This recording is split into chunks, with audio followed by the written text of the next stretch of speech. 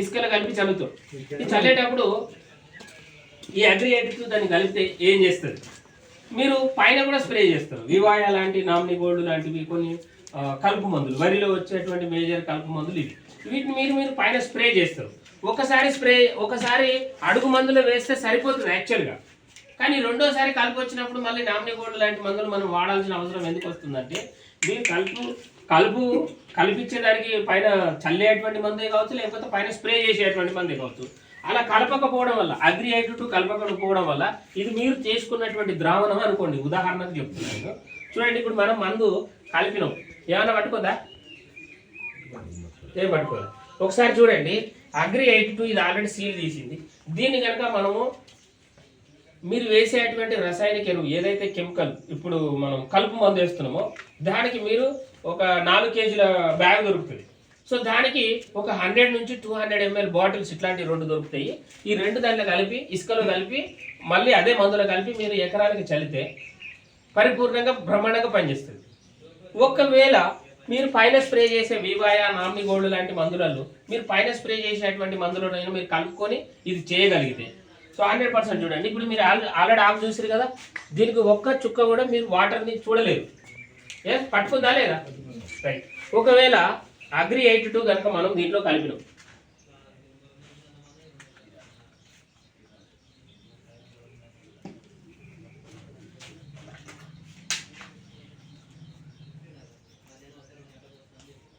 చూడండి పట్టుకుందా? సేమ్ అదే కదా. మీరు చేసే పద్ధతి ఏమో ముందు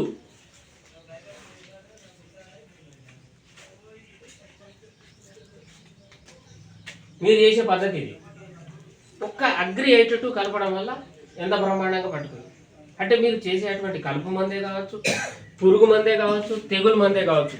ఒకవేళ పురుగు మందు అయితే పురుగు ఆకు పై భాగంలో ఉంటుంది, ఆకు యొక్క అడుగు భాగంలో ఉంటుందా? మీరు ఏ మందు అయినా స్ప్రే చేయండి, పైన పురుగు మందు చేయండి, నల్లి మందు చేయండి, దోమ మందు చేయండి. అది నల్లి మందు అయినా, దోమ మందు అయినా, దేనిలైనా ఆ అగ్రి 82 కలుపుకుంటే ఏమవుతుందంటే, ఆకుకు పూర్తిగా పట్టుకున్నప్పుడు సంపూర్ణంగా దోమ ఆశించినా లేకపోతే పురుగు ఆశించినా చనిపోతుంది. మనం కొట్టేటువంటి మనం బ్రహ్మాండమైంది. ఎందుకు బ్రహ్మాండమైంది అంటే, మనం కొన్ని సందర్భాలలో పైన దోమ చచ్చిపోవట్లేదు, నల్లి చచ్చిపోవట్లేదు అంటే మందు డూప్లికేట్ కాదు. అది డూప్లికేట్ కాదు అని అంటే తాగిన వాళ్ళు చాలా మంది చనిపోయిన వాళ్ళు కూడా ఉన్నారు. అంటే ఒరిజినల్ మందే అది.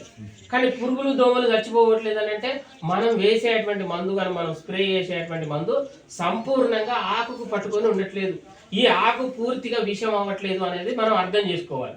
ఎందుకంటే డాప్లర్ సిస్టమ్, ఇప్పుడు చూడండి, ఆకు యొక్క తలతన్యత ఉంటుంది, నీటి బిందువులకు తలతన్యత ఉంటుంది. అట్లనే మనం చర్మం మీద ఎట్లనైతే రోమాలు ఉంటాయో ఆకు మీద కూడా రోమాలు ఉంటాయి. మీకు కావాలంటే సూక్ష్మంగా కొంచెం గమనించి చూస్తే దాని మీద కనబడతాయి. ఇది మీకు దీని ఏమంటే సీతాఫలక ఆకు కాబట్టి దీన్ని నేను డెమో చూపించగలుగుతాను. ఇప్పుడు వరి ఆకులున్న వరిని కూడా తీసుకొచ్చి చూపించేవాడిని. ఎందుకంటే వరి మీద కూడా ముళ్ళ లాంటి ఆకారాలు ఉంటాయి, అది ఇమీడియట్గా పట్టుకోదు. ఏం చేస్తుంది అని అంటే, ఇట్లా చుక్క పడంగానే దాని మీద ఒక డ్రాప్ లాగా ఉండి కొంచెం గాలి వచ్చినా అది డ్రాప్ అయిపోతే కింద పడిపోతుంది. కానీ అగ్రి 82 కలిపితే ఏమవుతుంది అంటే, ఇప్పుడు చూడండి, ఇది ఫస్ట్ మీరు పురుగు మందు కానీ దోమ మందు కానీ మీరు చేసేటువంటి విధానం. అదే నేను అగ్రి 82 కలిపితే ఏమవుతుంది అని అంటే, చూడండి, గట్టిగా గాలి వచ్చింది, ఉందా పోయిందా? దీని కాస్ట్ ఎంత అవుతుంది అని అంటే, దగ్గర 300 ml వచ్చేసి 3 ఎకరాలకు వస్తుంది. ఒక 100 ml వచ్చేసి 1 ఎకరానికి వస్తుంది స్ప్రేకి అయితే. ఒకవేళ మనం అడుగు మందులు కానీ కలపాలని అనుకుంటే 200 ml నుంచి 250 ml మనం ఒక బస్తాకి కలుపుకోవచ్చు. మీరు బస్తా రెండోసారి మూడోసారి వేసుకోవాల్సిన అవసరత రానియదు. ఎందుకంటే ఫస్ట్ వేసేటువంటి 50 కిలోల బస్తా సరైనది కాదా, నాణ్యమైనది కాదా? మళ్ళీ ఎందుకు వేస్తున్నాం యూరియాని? భూమిలో ఆల్రెడీ పోషకాలు లేవు, కానీ ఒకసారి వేసినటువంటి యూరియా సంపూర్ణంగా పనిచేస్తుంది కదా. మళ్ళీ ఎందుకు వేయాల్సి వస్తుంది అని అంటే, మనం వేసినటువంటి యూరియా ఆవిరి గుణం కలిగినది, పెట్రోలైజ్డ్ కెమికల్తో దానికి తయారవుతుంది. సో మనము ఒక యూరియా బస్తాను ఓపెన్ చేసి 1 గంట సేపు మనం ఎండలో పెట్టినాం అనుకోండి, ఆడ ఉంటుంది ఘన పదార్థ రూపంలో మనకు పిండి ఉంటుంది, కానీ దాని లోపల ఉండేటువంటి బలం ఏదైతే ఉంటుందో అది ఆవిరైపోయి ఉంటుంది. అయితే మనం వేసేటప్పుడు కొంత మనం బయట పెట్టుకొని కలుపుకుంటా ఉంటాం. అప్పుడు కొంత ఆవిరి అయిపోతుంది.